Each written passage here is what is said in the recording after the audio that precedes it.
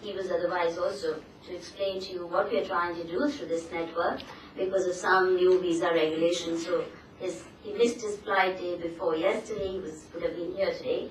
So the task is left mainly to me.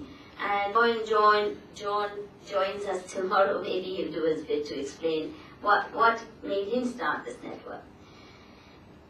For the majority of believers, there seems to be no contradiction between belonging to a particular sect, sampradaya, and being a Hindu.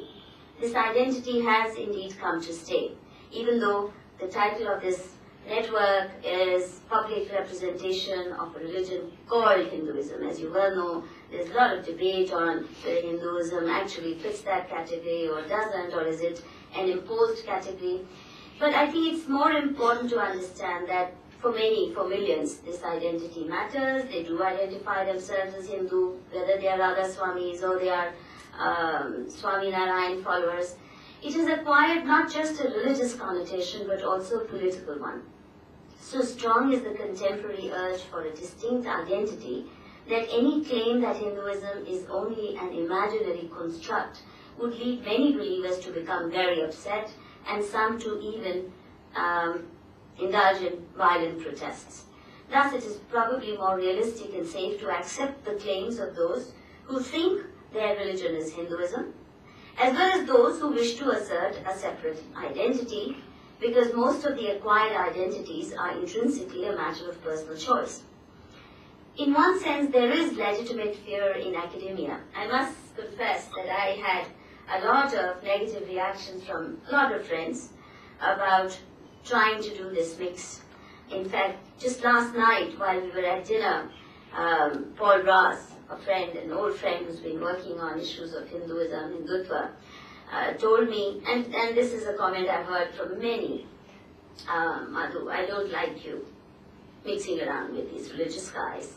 And it's seen as though you are treading some dangerous territory and you're likely to lose your mental balance.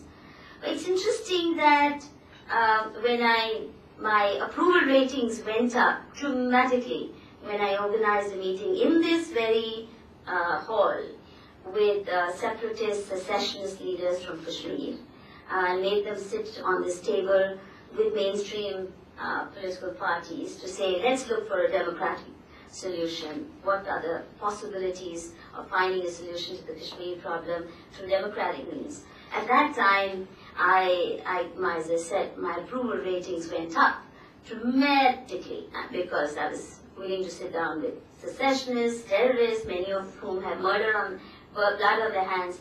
But sitting with religious leaders is something people feared in the academia, and the manner in which we polarize this whole debate, I think, needs to be taken care of. Academics and scholars claim that their role is to offer impartial, objective critiques of the subjects of their study.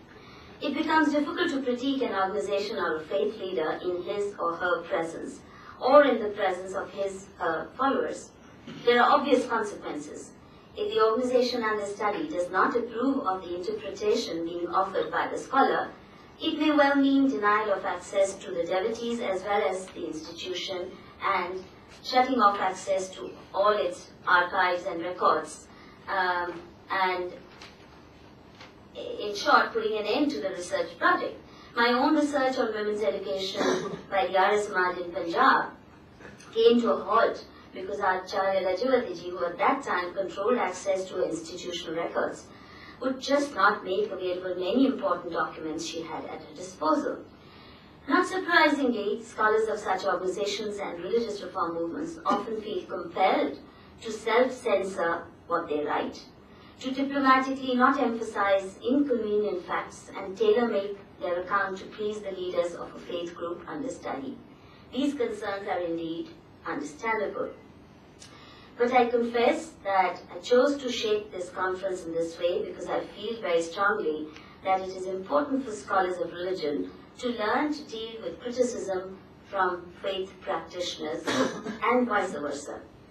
For example, if I write a research thesis on the values and social practices of any particular community, it is not enough that I seek validation for my work from my academic peers only.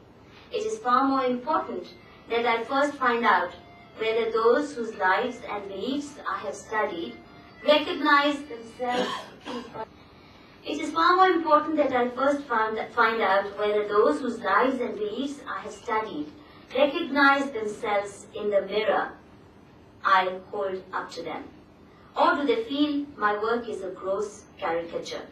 We must learn what every good journalist is taught as an elementary responsibility of her profession. That is, listen carefully to as many sides of a discussion as you're capable of doing, and then do a thorough fact check.